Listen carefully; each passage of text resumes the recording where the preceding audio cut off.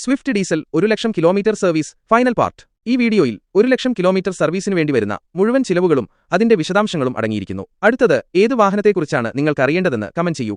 വീഡിയോയിലേക്ക് കടക്കാം. എയർ ഫിൽറ്ററിന് 270 രൂപ.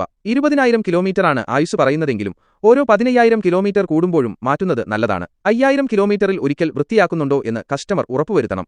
ബ്രേക്ക് ഫ്ലൂയിഡ് 2 വർഷം കൂടുമ്പോഴോ അല്ലെങ്കിൽ 20,000 കിലോമീറ്റർ ആകുമ്പോഴോ ബ്ലീഡ് ചെയ്ത് പുതിയതൊഴിക്കണം.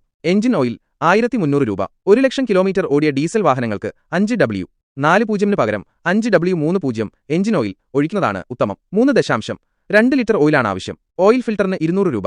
മിൻഡ ബ്രാൻഡാണ്. MGP ആണെങ്കിൽ 375 രൂപയാകും. മിൻഡ തന്നെയാണ് MGP ആയി വരുന്നത്. കൂളന്റ് 2 ലിറ്റർ കൂളന്റും 2.5 ലിറ്റർ ഡിസ്റ്റിൽഡ് വാട്ടറും ചേർത്ത് 4.5 ലിറ്റർ എടുക്കണം. ലിറ്ററിന് 245 രൂപയാണ് വില.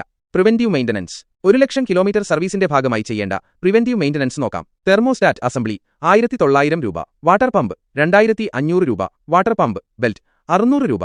ബെൽറ്റ് ടെൻഷനർ 1,571 രൂപ. ഗേറ്റ്സ് ബ്രാൻഡാണ് ഉപയോഗിക്കുന്നത്. MGP ആണെങ്കിൽ 1,700 രൂപയാകും. മാരുതിയുടെ OE ഗേറ്റ്സ് ആണ്. 1,00,000 കിലോമീറ്റർ സർവീസിൽ EGR ക്ലീനിങ്ങും ടൈമിംഗ് ചെയിനും നിർബന്ധമായും ചെയ്യേണ്ടതാണ്. ഓരോ 30,000 കിലോമീറ്റർ കൂടുമ്പോഴും കാർബൺ ക്ലീൻ ചെയ്യുന്നത് വാഹനത്തിന്റെ പെർഫോമൻസും മൈലേജും വർദ്ധിപ്പിക്കും.